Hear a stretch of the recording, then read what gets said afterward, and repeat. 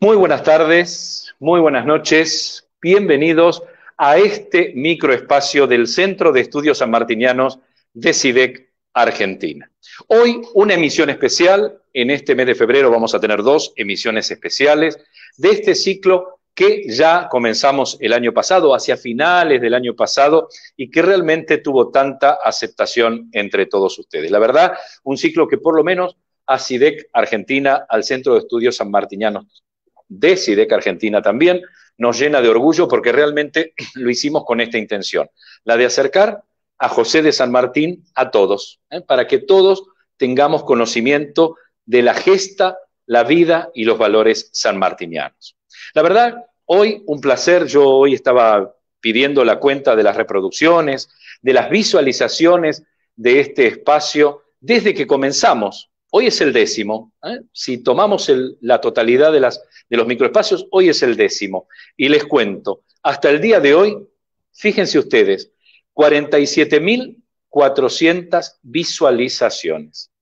47.400 personas que se acercaron a las actividades audiovisuales del Centro de Estudios Sanmartinianos. Eso quiere decir que esta cantidad de nosotros quiere conocer más sobre José de San Martín. Para nosotros, un orgullo, porque quiere decir que no nos habíamos equivocado. Números, como digo siempre, todos comprobables. Uno va, entra al Centro de Estudios Sanmartinianos, va a la parte de video, junta todas las cifras de visualizaciones, las suma y van a ver que le van a dar el número que yo les estoy diciendo. No hay posibilidad de que los alteremos nosotros. Eso lo hace el señor Facebook, con el cual no tengo ninguna relación de amistad ni de ninguna especie. Así que orgullo sanmartiniano de que estas actividades tengan esta aceptación. Y hoy, nada más ni nada menos que Roberto Colimodio, con el que vamos a hablar de estas curiosidades del combate de San Lorenzo, del cual hoy conmemoramos precisamente su realización. 3 de febrero, 1813. Le voy a pedir a producción que haga pasar a Roberto Colimodio a esta sala. Buenas, ¿cómo estás, Buenas Aníbal? tardes, Roberto. ¿Cómo estás? Un placer tenerte acá. Ya estuviste con nosotros en el ciclo del año pasado y seguramente Sí, vamos a repetir en otras ocasiones también en estos ciclos de este año. Realmente un encantado. orgullo. No, Adelante, sí, contán. no, para mí es un placer, Aníbal, acompañarte en esta audacia, en esta aventura, como digo siempre, ¿no? de un centro de estudios sanmartiniano en esta época. Y realmente sí, con muchísimo interés, con muchísima expectativa. La gente quiere conocer sobre San Martín y nos pasa habitualmente, ¿no? Cuando anunciamos esto, que lo anunciamos ayer, a primera hora, Exactamente. bueno, realmente la repercusión, la celebración de la gente por conocer un poquito más y salir un poquito de toda esa información buena y mala que figura por las redes, que muchas veces son inexactas, que tienen buenas intenciones, pero que son inexactas. Entonces, sobre todo en el combate de San Lorenzo, único combate o batalla librada por San Martín en nuestro actual territorio, realmente emblemático, símbolo de argentinidad, algo que llevamos en nuestro corazón argentino, creo que merece el respeto de dar información de la buena y desmitificar algunas cositas. Y me vas a ayudar en eso. La verdad que sí, como digo yo siempre, los de nuestra generación y los de la generación anterior y un poco de la posterior, nos hemos criado con lo que yo llamo la mitología de Villiquen, ¿no? Lo que Constancio C. Vigil decidían para la revista y para los fotocromos del Villiquen es quizás el inconsciente histórico que todos tenemos armados en nuestra cabeza, salvo historiadores como vos y como muchos como vos, que se han metido, por supuesto, por especialidad en el tema. Pero, por lo general, el argentino medio tiene una idea bastante idealizada, vamos a decir así, redundante, de lo que es el combate de San Lorenzo. Yo te tiro dos cosas sobre las que vamos a hablar hoy. Se piensa cuando se habla del combate de San Lorenzo, yo desde ayer, como vos decís, hablé con muchas personas que me felicitaban porque volvemos con estos ciclos sanmartinianos y muchos tienen la idea de que el combate de San Lorenzo es casi un combate napoleónico de cientos de miles de soldados de un lado y del otro. Ahora vos vas a hablar de esto. ¿no? Vas a hablar de esto, y que además no se tiene conciencia que es el único combate llevado a cabo por San Martín en territorio nacional. Tampoco se tiene esa idea. Como San Martín tiene tanta presencia en el Cuyo, con Belgrano, etcétera, todo lo que vos has hablado el año pasado, etcétera, no se tiene normalmente esta conciencia. Así que me gustaría entonces que vos te acuerdes de esas dos inquietudes que te dejo sobre la magnitud del combate y la cantidad de combates en territorio argentino, que reafirmemos eso, para que la gente lo entienda bien, que fue una gesta importantísima a pesar de ser una. Eso es lo importante, ¿no? Pero además, antes que nada, vos tenés un vínculo muy especial con San Lorenzo, ¿es verdad? Sí, tengo un vínculo sanguíneo con San Lorenzo porque mi familia materna, los Galloso, vienen de San Lorenzo. Mi abuelo materno, Conrado Galloso, nació en San Lorenzo como su bisabuelo, su tatarabuelo, y así unas cuantas generaciones que vienen de la zona de Rosario, el Carcarañal, digamos que era un territorio caro a mis afectos, porque si bien se fueron a Rosario, quedaron algunos parientes y mis vacaciones en mi juventud, en mi pubertad, por decirlo de alguna manera, eran ir a Rosario o San Lorenzo y ver el convento y corretear por el convento cuando todavía no había que pagar entrada. Qué privilegio, ¿eh? Qué privilegio ese, ¿eh? Desde chico. Tengo, digamos, una significancia en ese sentido, es algo especial. Para mí algo familiar, por decirlo de alguna manera. Si bien no tengo ancestros que hayan peleado en el combate, bueno, los míos anduvieron por ahí en algún momento, ¿no? Cuando San Lorenzo todavía no era un pueblo, sino eran casas que estaban al costado de los límites del territorio del convento, ¿no? Eso hay que también remarcarlo, porque recién la ciudad empieza a surgir en 1858 cuando se hace la iglesia. Solamente era el convento de los franciscanos, y a su alrededor imaginemos todo campo, 8 cuadras hacia Rosario, 8 cuadras hacia Puerto y unas 4 o 5 cuadras hacia tierra adentro. Todo eso era campo. Y ahí estaban, digamos, los franciscanos, pocos, unos 15, donde el convento estaba funcionando desde hacía ya 100 y pico de años, ¿no? En 1695.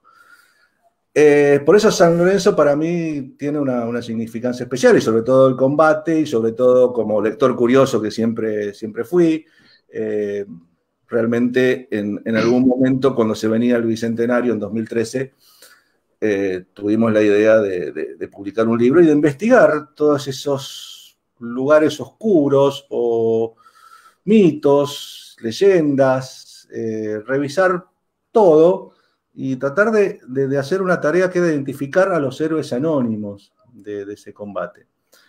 Porque si bien sabemos muchísimas cosas, ¿no? Porque tenemos, como bien vos decías al principio, en el imaginario, muchos flashes.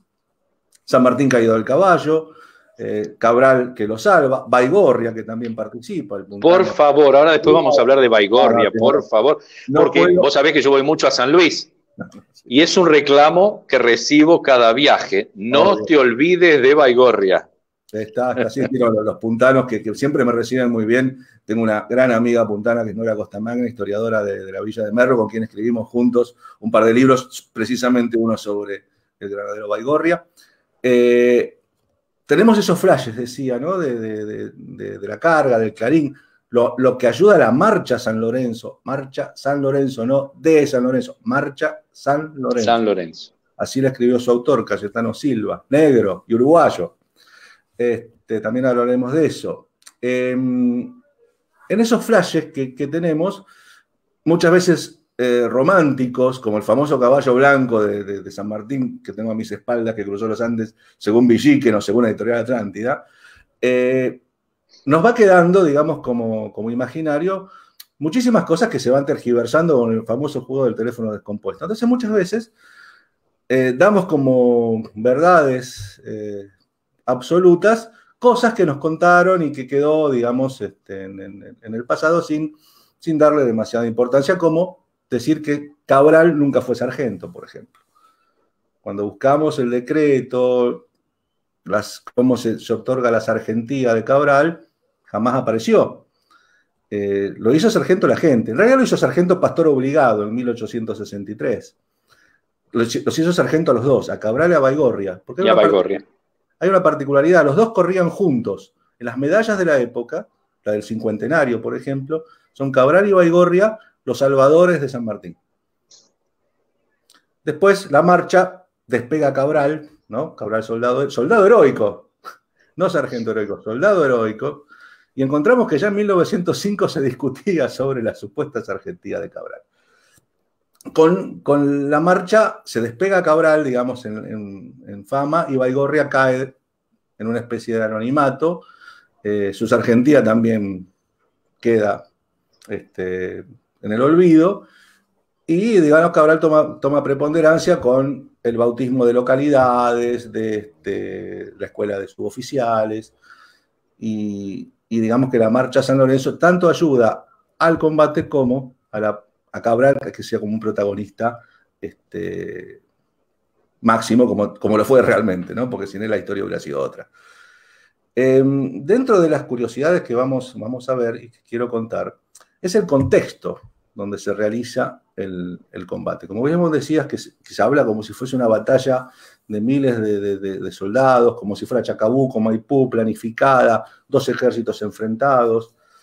No, nada de eso. San Lorenzo es una serie de casualidades o de causalidades que se van dando desde que San Martín recibe la orden con un grupo de granaderos ante el aviso de que desde Montevideo, último bastión realista, donde dominaban el río y las zonas costeras. Sus barcos y sus tropas saqueaban los pueblos costeros, San Pedro, San Nicolás, mataron al cura de San Nicolás, o sea, había saqueos. ¿Por qué? Porque estaban sitiados por tierra, el famoso sitio de Montevideo, y no tenían forma de aprovisionarse, excepto por río. Cuando los espías, que el triunvirato tenía sus espías, informan en que salió una flota que no se sabía si iba a ir por el Paraná o por el Uruguay, se le informa a San Martín y se le ordena que ponga presto 150 granaderos. Ese es uno de los datos que pudimos recabar. 150 granaderos. Repitamos esa cifra, 150 granaderos. Granaderos escogidos entre el primer y el segundo escuadrón, para que, yendo por el camino alejado de la costa, observase dónde desembarcarían esta flota realista de casi 15 barcos, que tenía casi 300 y pico de hombres, con las milicias de Montevideo, y darle frente donde desembarcasen. O sea, vamos a ver qué pasa. Y no solamente 150 granaderos, es algo que por lo menos a mí me sorprendió y que había leído bastante, es que también estaba previsto que los acompañaran 100 hombres de infantería al mando de Juan Bautista Morón, con 100 fusiles, más 2 cañones de a 8, 2 cañoncitos, que también iban a ayudar a San Martín. O sea, estaba planificado de esa manera. Los cañones incluso salen 2 días antes, porque la marcha es más lenta en carretas, y San Martín con 150 granaderos y 100 infantes, que iban a ir montados por los caballos de las postas, salen un 28 de enero al atardecer desde Retiro rumbo a Santos Lugares, que era la primera posta del camino, lo que hoy es el partido de General San Martín. Allí tienen el primer problema. El chasqui que tenía que avisar a la posta que preparasen 250 caballos, se había perdido y no habían recibido la noticia. San Martín, te podés imaginar que estaba poco menos que caliente, y así lo demuestra en el oficio que le manda al triunvirato diciendo: bueno, acabo de llegar, muchachos, y no, todo lo que me prometieron no hay nada. Eso lo demora, porque tiene que hacer descansar los caballos, y a partir de allí él empieza a no improvisar, sino a planear lo que es el factor sorpresa. Marchar de noche por el calor, fines de enero, 30 grados seguramente, uniformes pesados, esa sarga pesada, no había uniforme de verano ni uniforme de invierno, obviamente, mochilas pesadas, o sea, digamos que era un esfuerzo bastante fuerte el que había que hacer. Hay también algo que puede ayudar, que es el diario de marcha de Belgrano, que hace casi ese mismo camino un año antes y lo escribe todo. Las tormentas de verano, vadear los ríos, encontrar leña, todos esos problemas surgen en una marcha. San Martín manda al alférez Pacheco, adelantado, que después sería el general Pacheco. O sea, acá vamos a encontrar en San Lorenzo muchos personajes, muchas calles, porque fueron en esos momentos jóvenes, arriesgados, que abrazaban la revolución, que le pusieron el cuerpo, que después fueron famosos generales. En este caso, un joven Ángel Pacheco, que va adelantándose, avisando a las postas de que viene San Martín con 150, necesitan 250 caballos en todas las postas. Esta demora que se ocurre en santos lugares obliga a que San Martín con sus granaderos adelante y la infantería vaya atrás. Como yo siempre digo, como una especie de ayuda de memoria, Juan Bautista Morón queda demorado y llega a San Lorenzo el 6 de febrero. O sea que, bueno, ya digamos, ya estaba todo cosechado para el postre.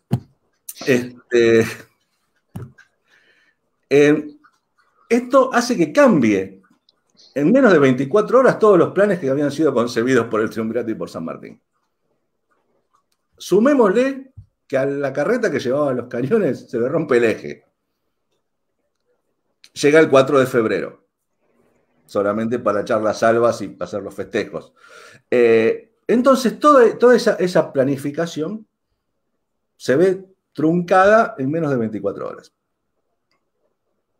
Entonces ahí San Martín, que no conoce el terreno, que más allá de él no había pasado más allá de San Fernando, que no conoce las gentes, va avanzando por el camino de postas y cuando llega a San Pedro, recibe ya noticias de que la escuadra realista estaba remontando el Paraná. Ya tenía, digamos, una información certera. A todos los realistas habían llegado, y digo realistas y no españoles, ¿no? Pues eso es algo que siempre me gusta aclarar, por más que sea reiterativo. Eso también aclaralo, porque también en los comentarios que me hacían desde ayer hasta hoy, cuando hablábamos, se confunde mucho realista con español, en esa época, traído a hoy. Dale, contale. Exactamente, lo que hay que recordar siempre es que la oficialidad de estos ejércitos era española. La tropa, la suboficialidad, sí podían ser criollos, y en este caso, bueno, eran milicias de Montevideo, comandadas por un capitán corsario, que era Rafael Ruiz y Ruiz, y en el caso de la infantería, por el capitán Zavala, que había sido vencedor de Belgrano en Tacuarí, por ejemplo, en la famosa campaña del Paraguay. Perdón, voy a repostar. Sí, sí, adelante. No tengo sponsor contigo. Te paso alguno. Un minuto. Volviendo al tema, San Martín recibe las noticias de que está remontando la escuadra realista, y ahí empieza a suceder lo que se llama la marcha, lo que llama un autor militar que es Héctor Piccinali, que tiene un libro fabuloso, que es San Martín en Buenos Aires, lo que se llama la marcha militar más rápida de la historia, donde recorre esos casi 300 kilómetros en muy pocas horas. Él hace un promedio muy interesante comparando con la marcha de un general norteamericano. Y siempre cultivando el factor sorpresa, de noche, alejado de la costa, para que los espías españoles no informen de que hay un ejército, o por lo menos un par de escuadrones reglamentados, como dicen después los españoles en su parte, los realistas en su parte, un ejército arreglado que los está siguiendo. Esto es determinante para lo que sucede en San Lorenzo. Y esto sucede en San Lorenzo, ¿por qué? Porque se quedan los buques sin viento. Buques a vela, obviamente, todavía no estaban los buques de vapor, recién los estaba inventando Fulton. El viento les impide a los barcos seguir remontando el Paraná, cuya intención era llegar a Punta Gorda o llegar, digamos, a la bajada de Paraná y Santa Fe. Allí se entera de que pasaron por Rosario, es Celedonio de Escalada, que había sido comandante militar de Rosario, que había sido puesto por Belgrano, quien le informa a San Martín del paso de tantos barcos con tantos más o menos hombres, cosa que San Martín se entera cuando llega a Rosario el 1 de febrero. Allí él organiza y se lo cuenta a Miller, una serie de batidores, o sea, de espías que observarían el río, y donde él, junto con Alférez Pacheco, según sus propias palabras, se disfraza de paisano. En realidad se viste de paisano, ¿no? Con chavergo y poncho para observar los movimientos de los barcos. Llegando a San Lorenzo, que eso es algo que todavía tenemos que dilucidar, si él primero a la noche y el resto de su granadero es el día 2 de febrero, si él se adelanta. Porque hay versiones de que se encuentra con los curas del convento que también le informan que habían desembarcado los realistas el 30 de enero, cosa que también le dice Celedonio de Escalada, en lo que se llama el preludio del combate de San Lorenzo, que es algo maravilloso, que lo cuenta muy bien Mitre y que yo te lo voy a hacer muy breve. Desembarcan los realistas, saquean el convento, se llevan melones, gallinas, lo poco que podían hacer, porque ya estaban avisados de que estaban remontando los barcos, entonces todo se corría tierra adentro. Los valores, el ganado, todo tierra adentro. Cuando se están retirando del convento, Escalada, que estaba en Rosario, a esos 35 kilómetros, y que le habían avisado de que estaban desembarcando, venía a los piques con sus milicianos, 52 tipos ciudadanos, que cuando sonaba la campana en la iglesia y sabían que se armaba algo, sabían que tenían que salir con las lanzas y con el arma que tuvieran, a correrlos, a ver qué pasaba en San Lorenzo, con un cañoncito, que es el famoso cañoncito de Escalada que tratamos en el libro, que es un cañoncito de 8 que tiraba balas del tamaño de una pelota de tenis. Cuando los realistas ven la polvareda que levantan estos 52 caballos, bueno, como que aceleran el paso y tienen, digamos, algún que otro percance en su bajada rápida por las barrancas. No hay escaleras, no había declive, o sea, pegamos el salto. Y a su vez ahí reciben el bombardeo de los buques, que tiraban de emboquillada.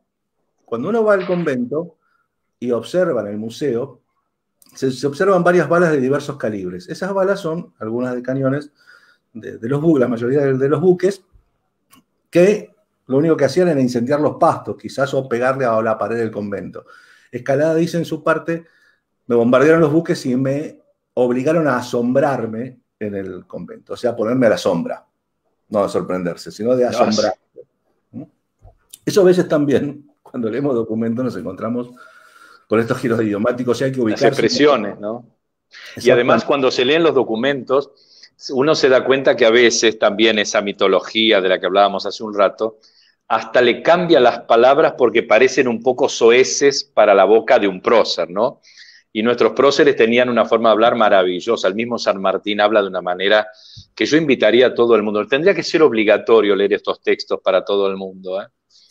Porque la verdad habla de una manera maravillosa, con un realismo siempre y con una espontaneidad que no tiene, pero no tiene parangón, ¿eh? Perdóname que te interrumpí, pero me acordé de cómo hablaba San Martín. No, y vos sabés que viene bien a cuento de que realmente cuando uno estudia los documentos, ¿no? Porque a mí, sabés que una de las cosas que a mí me gusta es honrar la verdad histórica, y si bien leo otros autores de los que me precedieron y los actuales, me gusta ir a la fuente. La fuente es el documento. Documento escrito por San Martín, mejor todavía, ni siquiera la transcripción. Tenemos la suerte, los historiadores, o por lo menos es mi opinión, que tanto San Martín como Belgrano escribían lindo, escribían moderno, tenían una letra bastante comprensible, y de golpe no eran hombres de dar vuelta, eran hombres de acción hasta en la palabra. Entonces no nos encontramos con grandes panegíricos de ilustración, sino nos encontramos con cosas concretas, directas, y con ideas justas. Entonces, y son sentencias, ¿viste? O sea, realmente tenemos esa suerte que no nos dejan tampoco lugar a dudas en cuanto a la comprensión de lo que quisieron decir. O sea, no hay vueltas tanto en Belgrano como en San Martín.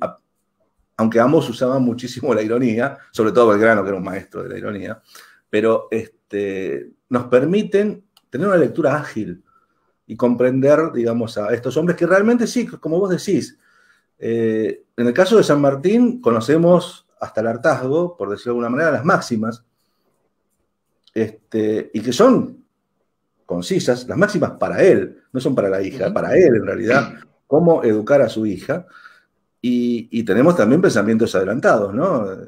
Respetar todas las religiones, a los viejos y a todos los animales. O sea, ahí hay un montón de a la naturaleza, cuando no se hablaba de ecología, pero ni remotamente, ella hablaba de cuidar el medio ambiente en las palabras de su época, ¿no? Pero hablaba de eso también. Obvio. Sí, hay muchas cosas que aún hoy, a más de 200 años, siguen vigentes.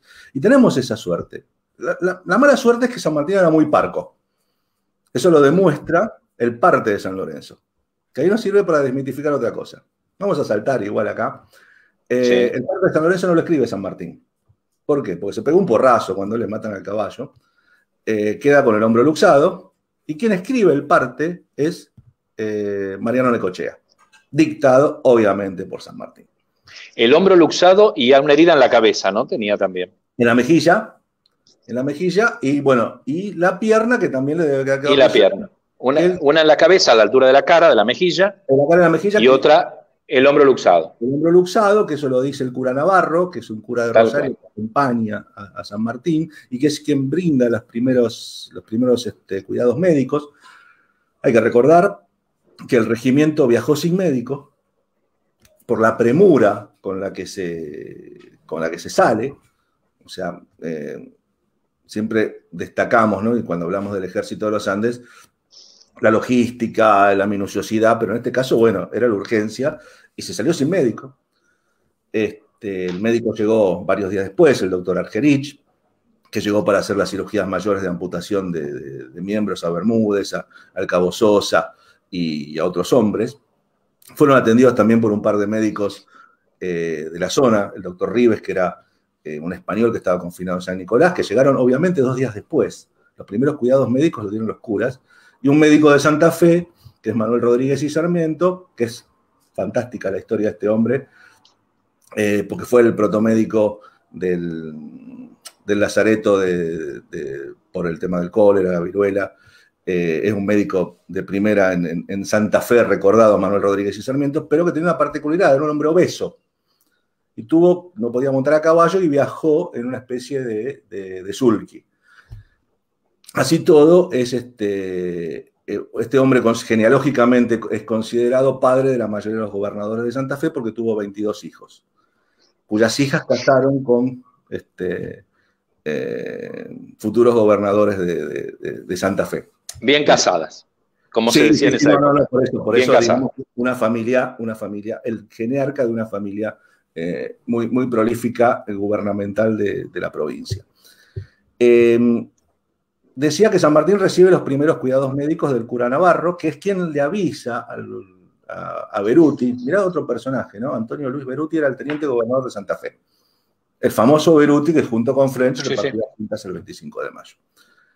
Era el teniente gobernador que manda a este médico y manda también algunos refuerzos post-combate. En esa carta ahí nos enteramos del hombro luxado de San Martín. San Martín no escribe. Que generalmente se habla de la mejilla, pero no se habla del hombro, ¿viste? Eso no es como que... Exacto. Porque se corrió durante muchísimos años, aunque Mitre es claro, Mitre en su historia de San Martín le dedica 3 páginas al combate de San Lorenzo. Es escueto. Cierto, nada. No, es verdad, nada. Desafío a cualquiera de las ediciones de Mitre que me digan algún dato con respecto a no. Pasa como una simple anécdota, como también San Martín la consideró. San Martín lo consideró como la acción de San Lorenzo. El tiempo, los años, los historiadores, le fuimos dando otra importancia. Y siempre digo, la marcha que la acerca a todo el mundo. Aunque el propio himno nacional, que se escribe ahí nomás, en 1803, mediados, tiene a San Lorenzo como uno de las batallas en sus versos. Ambas piedras, San Lorenzo, ambas piedras, Salta y Tucumán. Se refiere a San Lorenzo. Y cuando hablamos de San Lorenzo, tenemos que remontarnos a la historia, investigar. Nos damos cuenta que se empezó a escribir sobre San Lorenzo 50 años después. En el año 63, 62, Pastor Obligado empieza, Carranza, el mismo Bartolomé Mitre, que empiezan a entrevistar a los primeros sobrevivientes de esa acción, como el general Pacheco, los generales Escaladas, los dos hermanos de Remedios, cuñados de San Martín de 18 y 19 años respectivamente, jovencitos que acompañaron también a San Martín en el bautismo de fuego del regimiento de los granaderos, demostrando su valía. Como dije, Ángel Pacheco, un Lavalle que queda en retiro, porque tenía escasos 14, 15 años, Juan Galo Lavalle, que podía haber sido también un excombatiente de San Lorenzo. Claro. Un francés, Hipólito Bouchard, que después tomaría fama internacional con su barco a la Argentina, cuando California fue por una semana, Monterrey fue por una semana Argentina. Es el culpable de que las banderas, la mayoría de las banderas centroamericanas tengan los colores celeste o azul y blanco. Cierto. Porque cada vez que veían los barcos con nuestra bandera era un símbolo de libertad para las repúblicas, las futuras repúblicas centroamericanas. San Lorenzo tiene en esa amalgama de cosas, ¿no? de factores que se fueron sucediendo, muchos actores principales y muchos actores secundarios.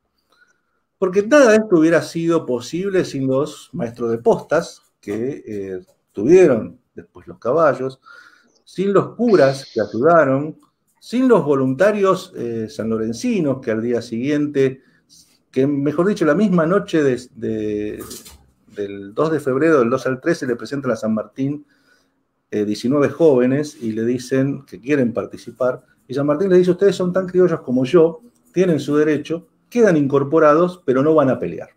Su tarea fue después la ingrata tarea de sepultar a los muertos al día siguiente del combate. Y todo esto lo sabemos por tradición oral.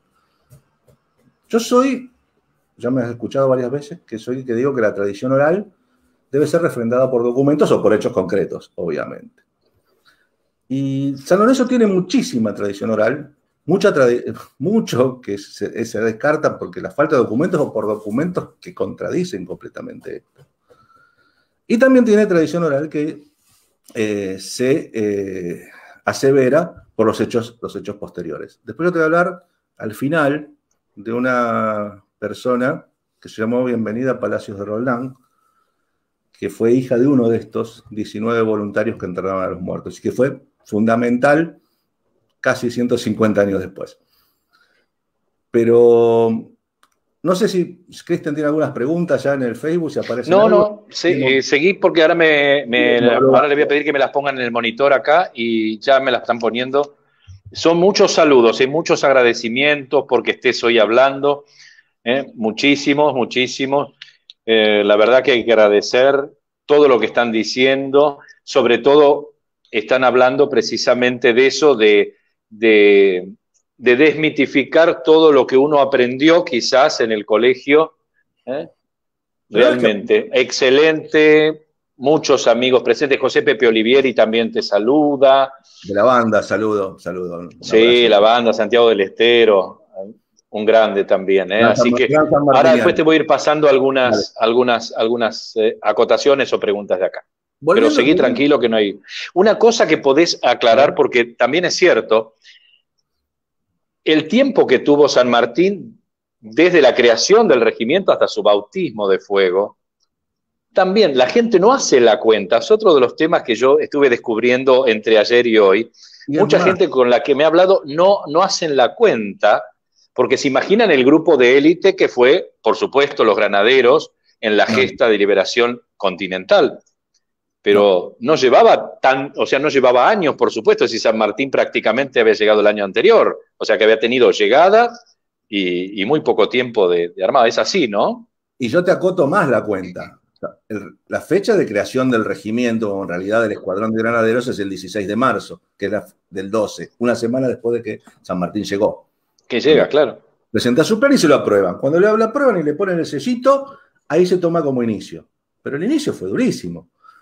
No había tropas en Buenos Aires, estaban todas repartidas en el sitio de Montevideo o en el ejército del Alto Perú. Los primeros granaderos fueron 14 patricios, que habían sido que serían amnistiados si entraban al regimiento, o mejor dicho al escuadrón, de su participación en el motín de las trenzas el año anterior. Así que están unidos los patricios y los granaderos por este origen. Pero esto recién empieza a tomar forma en septiembre de 1812, 6 meses después, cuando llegan los puntanos. Vamos a hablar de los puntanos. 111 puntanos llegan, reclutas puntanos, entre ellos Juan Bautista Baigorria, para formar parte del regimiento de granaderos a caballo. Llegan los cordobeses, llegan los riojanos, porque se cursan pedidos a todos los tenientes gobernadores que se manden una recluta, hombres de alta talla y buenos jinetes. Leemos por ahí, se formó con guaraníes y con presos. Era la intención. Hay un mito de 300 guaraníes que formaron el regimiento, que es la famosa Misión Doblas, donde sí se le pidió a este hombre que se iba a encargar de financiar, se lo pidió Rivadavia, que era el jefe de gobierno, de que traiga de las provincias guaraníes 300 hombres de alta estatura, mozos de buena monta. Pero este hombre no pudo, le faltaron los avales, cosa que falló.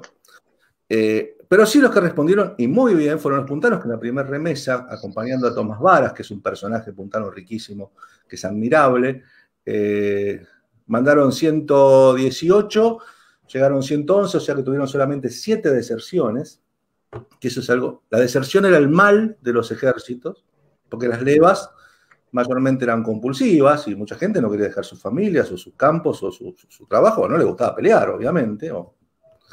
En el caso de los puntanos, llegan a ser en diciembre de 1812 la mitad de los 400 y pico de hombres que formaban el regimiento. Ya regimiento en diciembre. Pues ya tenían los cuatro escuadrones. Pues es formidable la colaboración puntana en los inicios del regimiento. Eso no quiere decir sí, que y cuando uno va a San Luis y ve el monumento de los héroes puntanos de la independencia, se da cuenta pero los centenares y centenares y centenares de puntanos que han dado su vida a la liberación continental. Han colaborado, y no solamente han sido granaderos, porque si bien pueden haber llegado 100 y pico de hombres, no todos eran hábiles para el regimiento. Así pasó con los correntinos. Comparemos, mandaron creo que 90, llegaron 50 porque más de 40 desertaron y menos de la mitad formaron parte de los integrantes. Uno de ellos, Juan Bautista Cabral. Y Feliciano Silva, que es otro después de los heridos. Ahí recién, con estos hombres bisonios, porque no tenían experiencia militar, una cosa que hay que recalcar, es de que los españoles no dejaron que los criollos primero tuviesen armas, que el cuchillo no midiese más de tanto. En algunos de los casos los esclavos no podían montar a caballo, para, obviamente, dificultarles la posible fuga. No podían llevar armas, y ni hablar de armas de tiro. Las pocas armas que había en la Revolución de Mayo son las que se habían secuestrado a los ingleses en las invasiones británicas del 6 y del 7. O sea, y las que se fueron después comprando de contrabando, las que se había en casa. Cuando hablábamos de las milicias de escalada, bueno, había chuzas, algún con una pistola, un naranjero. O sea, no teníamos un armamento importante. Y es más, los granaderos que van solamente 12 de esos 150 que llevan carabinas. Y muy pocos llevaban pistolas, sobre todo los oficiales, porque se las tenían que bancar ellos. Fue un solo trompeta, un trompeta de órdenes, porque no había mucho más. O sea, la carencia era absoluta. Y en ese interín, que bien vos remarcás, el poco tiempo, San Martín entrenó a estos hombres de élite como pudo, con una oficialidad joven. O sea, recordemos que tampoco los oficiales eran hombres de carrera. Hipólito Buchar era un marino, había peleado con Napoleón, sabía lo que era el olor a pólvora y la sangre, pero digamos, era un hombre de mar. Y así San Martín, haciéndole esa imagen y semejanza, como vemos en la película de Santo de la Espada, poniéndole una pica a una sandía y que pasen y le peguen el golpe, nacen los mejores sableadores como Mariano Necochea, que después fue el mejor sableador lejos en un montón de batallas. Mariano Necochea era un pibe. O sea, hoy sería un un pibe, eran todos bisoños, eran tenientes, o sea, no había, digamos, San Martín no tenía un segundo.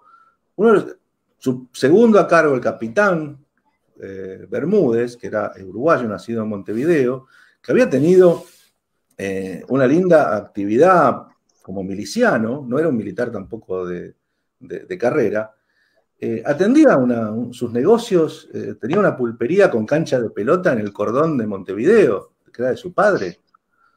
O sea, este tipo de investigaciones nos ubican de que a esta gente les tocó participar, a la mayoría, desde el lugar en que estuvieron, y dieron su vida y su sangre. Por eso cuando hablamos de que fue una gesta, pero fue una gesta popular, casi. Porque... Qué bueno sería que se pudiera explicar claramente a los jóvenes, a los chicos, a los de nuestra edad también, que lo que hoy vemos como próceres en los bronces, en los mármoles, era gente maravillosa que se tenía que sobreponer a su propia humanidad y a sus propias necesidades y a sus propios dolores, y a pesar de esos dolores, necesidades, debilidades, tomaron fuerzas, se levantaron contra esas propias debilidades y sus dolores e hicieron la libertad del continente. Eso sería maravilloso que se explique claramente, claramente. Todo esto, cuando la patria nacía, estamos hablando de que no había una carrera militar. Por eso San Martín hace la diferencia cuando viene a América, o cuando viene a las Provincias Unidas. Porque es un militar de carrera. Por eso hacen diferencia los militares franceses, como Bransen, como un montón más que vinieron luego de las guerras napoleónicas, contratados por las Provincias Unidas, porque eran militares de carrera. Después sí, teníamos hombres educados en la guerra, el arte de la guerra, como fue en Las Heras, por ejemplo, como fueron otros hombres que o fueron pasados como Iriarte. O sea, muchas veces cuando empezamos y fueron aprendiendo en el campo de batalla como la Madrid o el General Paz, el mismo Pacheco que mencionábamos antes. Para que tengas una idea, dentro de la oficialidad de San Lorenzo iba Pedro II Castelli, que era hijo de Juan José Castelli, y que es quien hace la revolución de los hacendados en Chascomús en 1839, esa que le cortan la cabeza y que se la exhiben en Dolores. O sea, era recién un pichón de prócer, por decirlo de alguna manera. Claro. A su vez era el hijo de un miembro de la primera junta, o sea que tampoco le escaparon al bulto los políticos dando a su familia. Está también Ramón Larrea, un hermano de Larrea, que también era miembro de la primera junta, que después también se emparentaron con Castelli. Tenemos ese tipo de curiosidades genealógicas. Hay un José Fernández de Castro que fue concuñado de Bullard, que era hijo de un realista recalcitrante que le pedía a un comerciante, también Fernández de Castro, que le pedía al rey, por favor, man. Es gracioso leer las cartas de este hombre, porque primero pide, obviamente con todo respeto, que bueno, acá la revolución no puede ser, esto qué sé yo, que acá estos negros que nos están quitando los negocios monopólicos y quieren abrir el comercio. Después, bueno, ya esto no se aguanta más y ya va subiendo hasta llegar a insultar al rey y decirlo. Algo. Más realista que el rey era, más realista que el rey. Sí. Bueno, el pobre Fernando no sé si se enteró, pero hasta se fue a España a quejarse. Ahí porque una de las cosas que yo siempre digo es que la revolución produjo una ruptura en las cadenas familiares, ¿no? En las relaciones familiares, padres contra hijos, por ejemplo. Ignacio Álvarez Thomas, la madre le pedía por favor que no, el futuro director supremo, en 1810 la madre le escribe y le dice a Álvarez Thomas que no se junte con Belgrano y toda esa gente que anda por las noches conspirando contra la autoridad del virrey.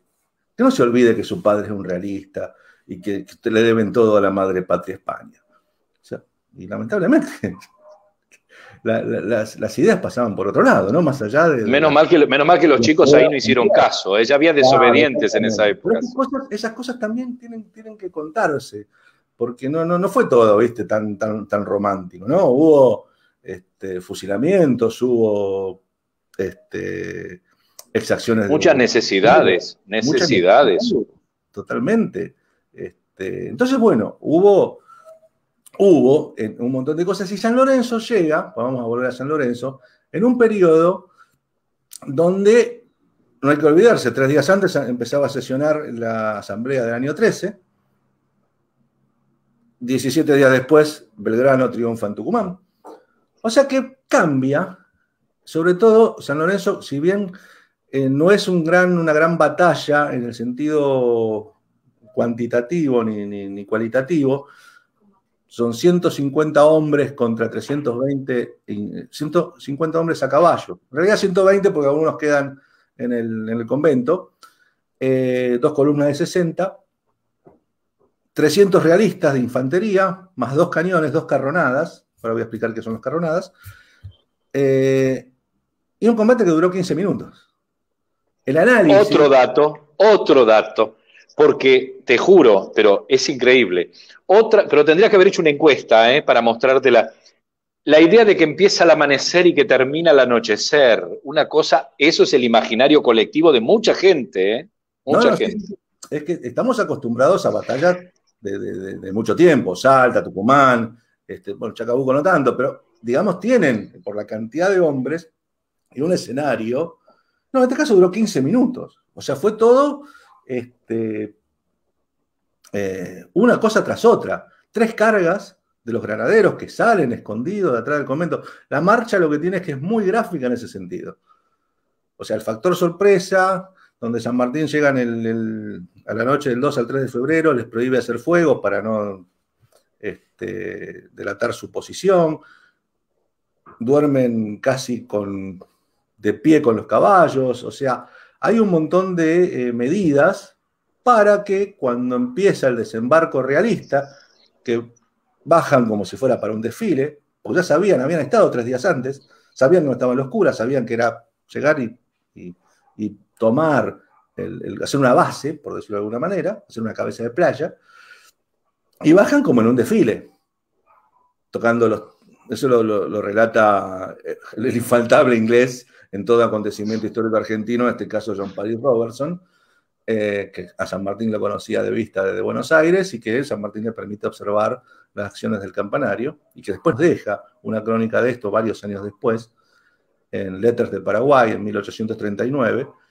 Ahí los realistas bajan como si estuvieran desfilando en la principal, en la puerta de Alcalá, sonando los pífanos, los tambores, y claro, y le salen en determinado momento, en maniobra envolvente de ambos lados del convento, 2 columnas de 60 hombres a caballo, sables y lanzas en mano, a los gritos, obviamente, para amedrentar, y bueno, hacen lo que pueden en cuanto a defensa.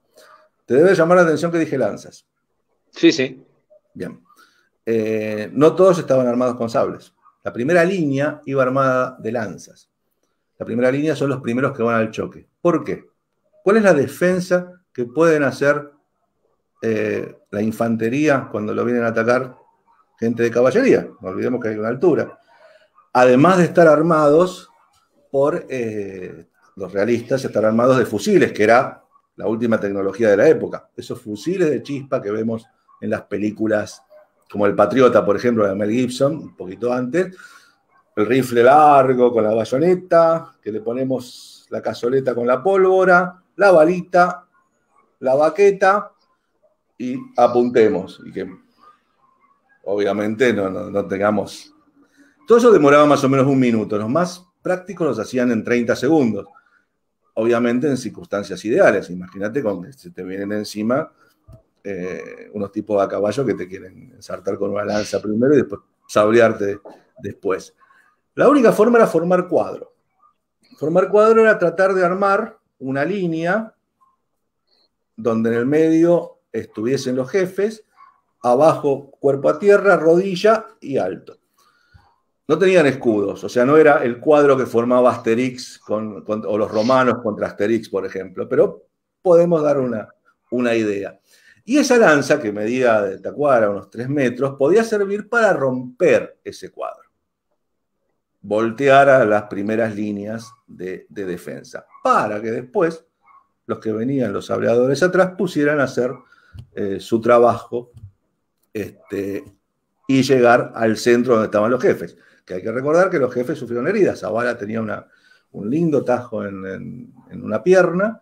2 tenientes más sufrieron también heridas, así lo dice el parte realista. Y la particularidad de este caso es que San Martín va en esa primera línea. Combate. Eso te quería decir, ¿no? Porque me lo anoté acá grande, ¿no? San Martín a la cabeza me puse, ¿no? Acá en un papel. Y eso también quería que lo resaltaras, ¿no? Porque era una época donde el que dirigía se quedaba en la loma, ya veníamos de esas películas europeas, ¿no? Napoleón allá y no sé qué, mirando la batalla, ¿no? Así, todos los cuadros marcan eso. Y sin embargo, San Martín, por eso quería que lo dijeras, marcha a la cabeza, él siempre está a la cabeza.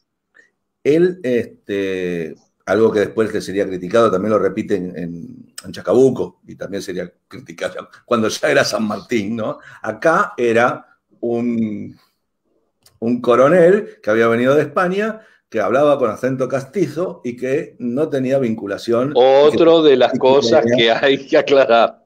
Y que tenía la desconfianza de muchos del gobierno. Él mismo lo dice, cuando yo llegué, los triunviros me recibieron bien, menos uno, que obviamente sería Rivadavia, y había desconfianza. Se hicieron un espía, tipo que había estado desde de los 13 años, hizo toda la carrera en el ejército, 20 años en el ejército español, de un día dice, buenas, ¿qué tal? Vengo a presentarme acá. Él necesitaba también no solamente la confianza del gobierno, sino la confianza de sus hombres.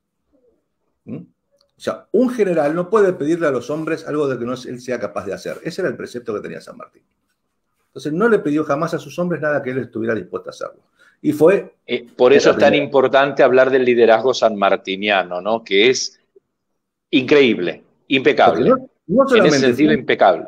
No fue en la primera línea, sino, o sea, que fue a la guerra, sino cuando hubo que rebajarse el sueldo se lo rebajó, y cualquier otro tipo de medida, él era el primero en dar el ejemplo. Entonces, no había, se hacía invulnerable a las críticas, o sea, se blindaba en ese sentido en cuanto a este tipo de cosas. Esta medida de ir al frente le provoca, obviamente, lo que se llama el combate dentro del combate. En la primera carga recibe el cañonazo de metralla, y digo metralla porque muchas veces se habla así, recibe el caballo, recibe una bala de cañón. No.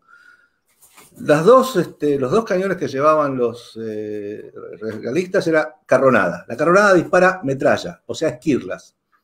Son esos cañones que vemos en las películas de Jack Sparrow, donde cuando ya no les quedan esquirlas ni clavos, le meten los tenedores o los clavos bueno, eso. Eso le pega al caballo.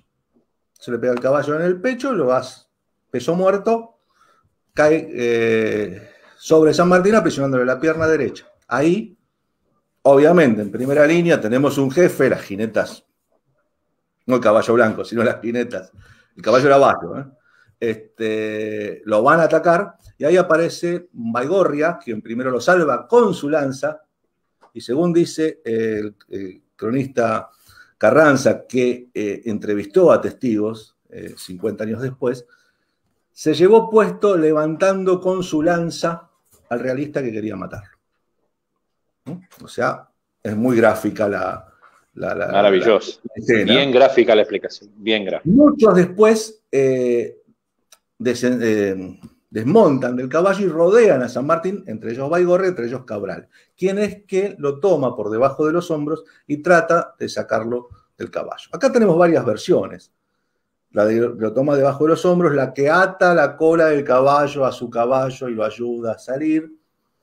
Y bueno, pero no es solamente Cabral quien lo ayuda, sino también hay otros que lo cubren a San Martín, pero es Cabral quien paga con su vida porque con su cuerpo recibe 2 heridas. No nos ponemos de acuerdo y no lo sabemos si son 2 heridas de bayoneta o 2 heridas de bala. Yo me inclino porque son 2 heridas de bala, digamos, más alejadas. O sea, no hubo quizás un tan cuerpo a cuerpo.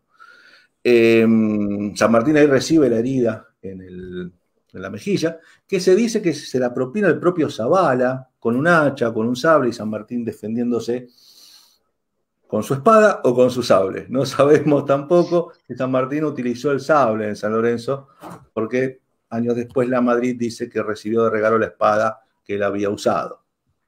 Obviamente, San Martín no creo que haya llevado solamente el sable, sino que habrá llevado también un par de armas de repuesto y quizás, bueno, le dijo al amigo de la Madrid, esta la llevé a San Lorenzo. Pero bueno, ¿quién lo sabe? Queda en ellos eso. Exactamente, no podremos. Pero bueno, son, digamos, parte de estos mitos que corren alrededor de San Lorenzo. Entonces tenemos a estos dos salvadores, Juan Bautista Baigorria, puntano. No me quiero pelear con los puntanos, pero con Nora tenemos la teoría de que no es hijo de Ranqueles, ni tenía 48 años, ni murió bañado de pajas a los 96, porque eso lo hemos demostrado en el libro, no hay un solo registro en ninguno de los censos de Córdoba. Sí sabemos que hay un Juan Bautista Baigorria, hijo de padres de Renca, que está bautizado en Córdoba, pero nacía a los 6 años, pero había nacido en San Luis, que tiene 23 años en la época del combate, que pertenece a la escolta de San Martín en 1818, o sea, cuando San Martín viene a recibir el premio por Maipú. Juan Bautista Baigorria integra la escolta. Lo sabemos por un simple documento donde Mariano de Escalada pide una camisa para este hombre, porque la que tenía se le había roto, y después de ahí le perdemos el rastro. No sabemos más nada de este puntano olvidado y rescatado por los historiadores de San Luis, ¿no? Y figura protagónica del combate de San Lorenzo, que quedó postergado, obviamente, porque sobrevivió. A pesar de que Felipe Piña lo mató en un par de libros, él sobrevivió, y Cabral, al dar su vida heroicamente, digamos, pasó más a la posteridad. Él muere, Cabral, 3 horas después en el refectorio del convento, que hoy se conserva. Y yo siempre destaco algo. Imagino que vos, has estado en San Lorenzo, no lo hablamos en la previa, así que no sé si te dejo en Orsay o no. Pero adelante. Sí. Una de las cosas que yo siempre admiro de San Lorenzo y del convento es que podemos estar en el mismo lugar, ocupar el mismo espacio que ocupó San Martín, que ocupó un montón de gente, caminar, por más que los pisos sean diferentes, caminar esos mismos lugares o estar en las mismas paredes que tuvieron San Martín y sus granaderos. Con las dimensiones, ¿no? Uno tener conciencia de las dimensiones, ¿no? Es uno de los pocos porque a veces uno desde afuera agranda y cuando uno va tiene la idea real de las dimensiones, ¿no? Exactamente. O sea, hay muy pocos lugares de la historia argentina que se han conservado de la mejor manera posible tal cual son. Y uno es el convento de San Carlos Borromeo. Y yo lo llamo esa historia tangible. Entonces, cuando uno está en San Lorenzo, puede tocar esas paredes, puede pisar la misma tierra, ocupar el mismo espacio, cosa que no sucede con otros ámbitos como el Cabildo, como la Casa de Tucumán, o que son réplicas o que han sido reacondicionadas hasta que pierdan su espíritu quizás, ¿no? Entonces, bueno, me pasa eso, me pasa lo mismo en Plaza de Mayo, por ejemplo. De decir, bueno, estoy en el mismo lugar o en la Casa de Gobierno, o los que han tenido la oportunidad de estar en el balcón, o los que hemos tenido la oportunidad de subir a la Espadaña, de donde San Martín, con su catalejo, observó el desembarco realista. Entonces, esa historia tangible en San Lorenzo, y que la marcha San Lorenzo ayudó, nos hace que lo tengamos en el corazón permanentemente. Y todos estos hombres, reconocidos o no, pero por ignorancia, ¿no? En el libro que escribimos en 2012 con Julio Romay, trajimos al conocimiento a un montón de gente que jamás había sido mencionado como participante de San Lorenzo, entre ellos al trompeta de órdenes Lino Guillermo, que fue quien combatió en San Lorenzo. Y no como muchos otros autores dicen que fue Miguel Chepollá, guaraní, que recién se incorporó al regimiento en 1814. Entonces hay lo que yo llamo el desbrozamiento, ¿no? De separar la paja del trigo en muchas de estas cosas que sucedieron o que se decía de que fulanito combatió en San Lorenzo. Mucha mitología, como digo yo, mucha mitología de Villiquen, digo yo. Yo le agrego mitología de Villiquen, ¿no? Es cierto. Villiquen quizás no nos mintió, o sea, lo que Villiquen no profundizó, y después sí, lo que nos pasa es que encontramos que muchos espacios en blanco se fueron llenando. Claro. Por ejemplo, Mitre dice de Díaz Vélez, que fue el teniente que combatió la tercera carga. Vamos a recordar que hubo 14 soldados muertos y 2 oficiales, entre ellos, Justo Germán Bermúdez, que muere días después, cuando hubo que amputarle la pierna, cirugía mayor, obviamente, se esperó al cirujano Argerich, donde la tradición dice que él se soltó el torniquete para morir desangrado, porque San Martín lo criticaba, pero también puede haberse soltado el torniquete porque su futuro no era el mejor, o sea, iba a ser un mendigo, no estaba amparado por leyes o por pensiones o algo por el estilo, ¿no? O sea, y él tenía esposa y 2 hijos pequeños. Y también el teniente Manuel Díaz Vélez, de la famosa familia Díaz Vélez, joven, que es quien comanda la tercera carga, ya cuando San Martín queda fuera de combate, cuando Bermúdez queda fuera de combate por una herida en la rótula, va con tanto ímpetu que su caballo, al llegar a la barranca, se frena y él pasa por arriba de la cabeza del caballo y cae a la playa. Y ahí los realistas lo atienden también, le clavan un par de bayonetazos, un par de culatazos, y queda como prisionero. Y es canjeado al día siguiente. Canjeado junto con un famoso paraguayo posterior, ¿no? Que fue Félix Bogado, que después fue el último jefe del regimiento de granaderos, que volvió en 1826. Disuelto por, agrega ese dato, disuelto por el amigo Bernardino Rivadavia. Claro. Como no podía ser menos, Totalmente, don Bernardino no era un tipo rencoroso, para nada. Para nada. Y es más, disuelve el regimiento y después dice, con la necesidad de crear un regimiento de caballería, se crea otro regimiento de caballería. Qué increíble, ¿eh? Qué increíble. Que a veces, yo te digo, esas peleas intestinas de los argentinos llevan a veces a hechos casi aberrantes, ¿no? Habíamos liberado medio continente con esos granaderos y los disuelve Bernardino Rivadavia, ¿no? Por ese encono que tenía, ¿no? Sí, había encono en Buenos Aires en líneas generales, ¿no? Porque también hay muchos que después le pasan factura a San Martín cuando le intenta volver a fines del 29. Totalmente. Entre ellos Estoque de Vélez, por ejemplo, que le dice, sí, es otra de las promesas. Sí, el caballo que usted me prometió es otra de sus tantas promesas. O sea, había muchas facturas que Buenos Aires le pasaba a San Martín por esa desobediencia del año 19. Y te decía de Díaz Vélez que, por ejemplo, sí. Mitre lo mata enseguida porque ya baja con la bandera blanca y lo mata al día siguiente y sin embargo sobrevive hasta mediados de mayo y no en coma como también se podía suponer, sino que también a la vuelta firma algunos recibos de postas y todo eso, o sea que bueno, esas pequeñas cosas que vamos separando dentro de las cosas que con la mitología del combate. Muchas veces en los cuadros encontramos la torre de la iglesia fue recién inaugurada en 1858, o sea, es convento solamente, sin la torre. Aclaralo también eso, sí, porque sí. Bueno, cuando hicimos la tapa del libro de soldados, bueno, mi hijo diseñador gráfico hicimos un Photoshop de la torre para ser más rigurosos en la verdad histórica.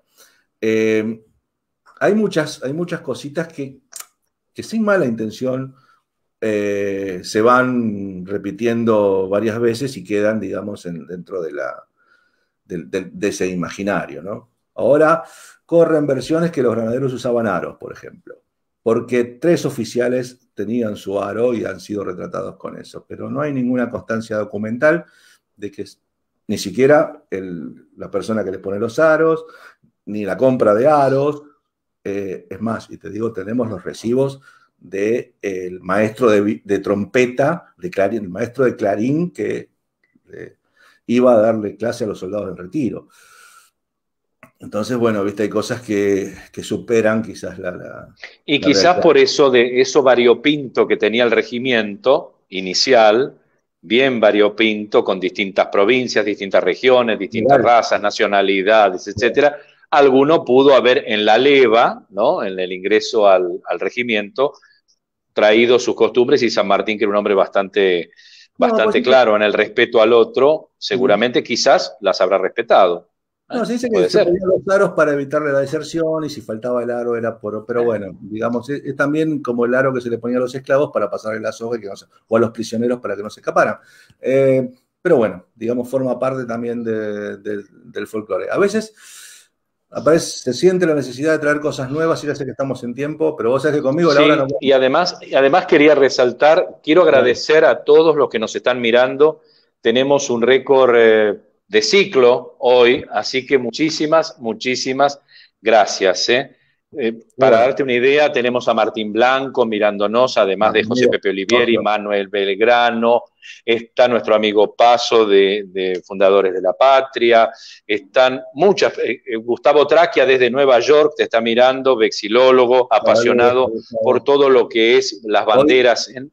hoy me preguntó si los granaderos habían llevado bandera y no solamente llevaron en sus lanzas, según algunos autores, cintas amarillas y blancas. Tampoco sabemos si llevaron estandarte, no se ha conocido estandarte. La única bandera que se conoce muy posterior, que es la de los Andes. Muy bien. También quiero destacar, mira, desde Madrid, una gran profesional, Ina Yashchenko, rusa, que vive en Madrid, Spasiba Ina. También Sí. tenemos a Esam Abdurrahim, que está mirando estas ediciones, te lo cuento, emisiones por traducción de Google para poder entendernos, porque no habla castellano. Así que Shukram Esam, y Ahlan wa Sahlan. Bienvenido a nuestro amigo Esam, porque realmente es un esfuerzo.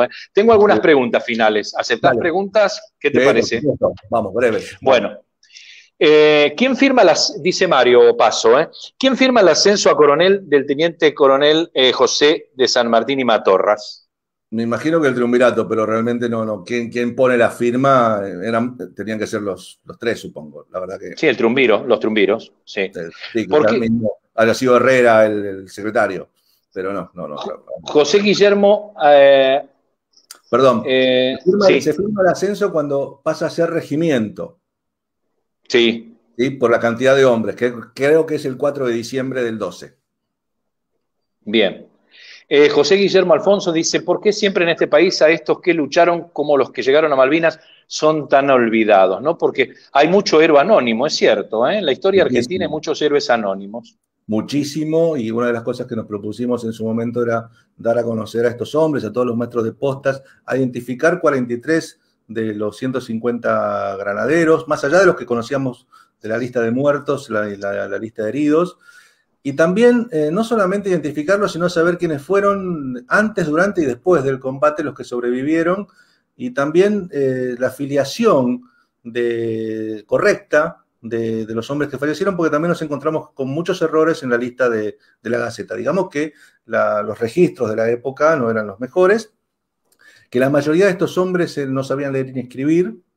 Nos encontramos con muchas cruces como firma en su aceptación de ingreso por 5 años si eran voluntarios o por 6 años si eran reclutados. Por eso en 1818 se produce quizás un cambio en la integración del regimiento porque muchos no renovaron. Eso puede haber pasado con Baigorria también. Sí, también. Acá Daniel Silva dice, el capitán Bermúdez, herido en su rótula, ¿muere de la herida o se deja morir por su llegada tarde al frente? Bueno, eso es lo que hablábamos recién. La herida de la rótula se le gangrena, el cirujano Argerich le amputa la pierna a la altura de la rodilla, y la tradición de los padres franciscanos en la celda 15, que dicen que se conserva como era en esa época, dice que se arrancó el torniquete por las críticas de San Martín, o bien, como podemos también suponer, por el futuro que le esperaba, ¿no? Que muriendo por lo menos le daba una pensión a su esposa, cosa que Bien, Martín pues pide luego la atención a la viuda como los familiares de Cabral, del granadero Cabral. muy bien. Sí, sí, muy bien. Bueno, tenemos muchísimos comentarios, te puedo asegurar que tenés para comentar y para contestarles a todos los que nos están mirando. Si Bueno, tenés tiempo, hacete un tiempo porque sí, está bueno, dicen por cosas supuesto. maravillosas del espacio y de vos, ¿eh? Así que como presidente de SIDEC Argentina y director de este Centro de Estudios Sanmartinianos, realmente para mí es un honor que una charla sobre San Martín tenga esta aceptación, ¿eh? Y que vos seas el protagonista Te realmente agradezco, te agradezco, Aníbal, por la generación maravilloso. de espacio, por contar conmigo en estas cosas y estar siempre dispuesto a este tipo de charlas. Sé que sos un hombre muy ocupado, pero te voy a tirar el guante, ¿eh? Me parece que A ver, la gente quiere educarse un poquito más sobre San Martín.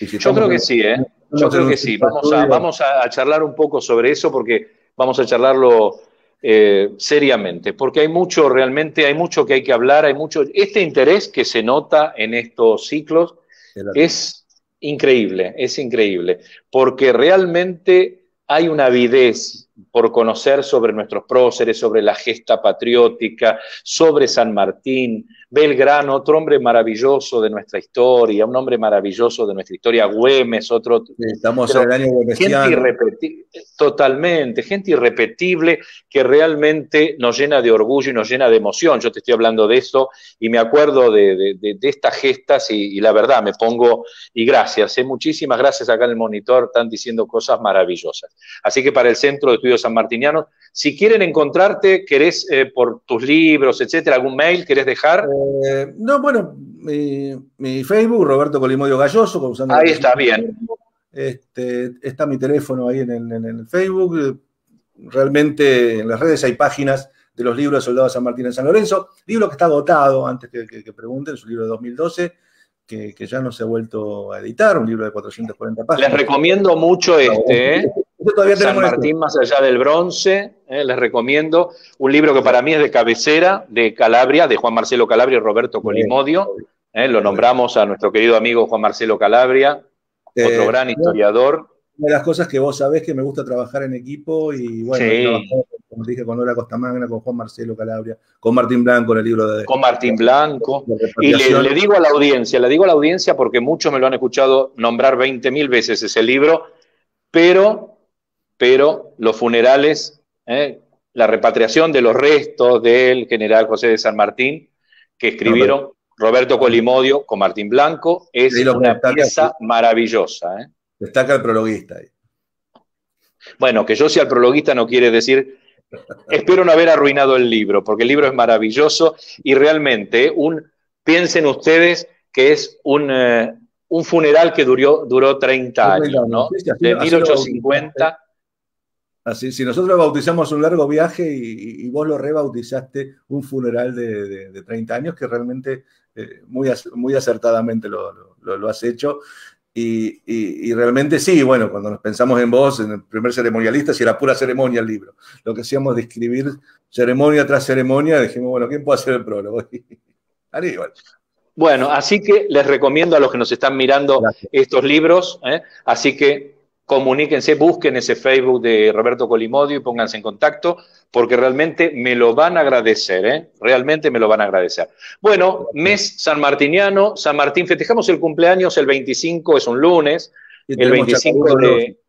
20, también, pero bueno, vamos a hacer dos este mes y optamos por el cumpleaños. Así que preparémonos para el cumpleaños de San Martín el 25 de febrero, porque realmente así hay que recordar a los próceres. El día que nacieron, porque ahí empezaron a darnos la gloria. El día que murieron, entraron ellos a la gloria, pero el día que nacieron, empezamos a tener la gloria como nación. Así que hay que empezar a festejar más los cumpleaños de los próceres. Exactamente. Un 25 de febrero de 1778, hijo de Juan de San Martín y de Gregoria Matorras. No me vengan con otra cosa. Maravilloso. Bueno, Roberto, muchísimas gracias. Gracias a todos. Fue una noche increíble. Así que nos vemos seguramente con los que están. No creo que van a repetir porque la noche de hoy fue maravillosa para festejar juntos el cumpleaños de José de San Martín. Muchísimas gracias. Un fuerte abrazo. Y un abrazo sobre todo para todos ustedes del Centro de Estudios Sanmartinianos, del Centro Interdisciplinario de Estudios Culturales, CIDEC, de la República Argentina. Muchas gracias.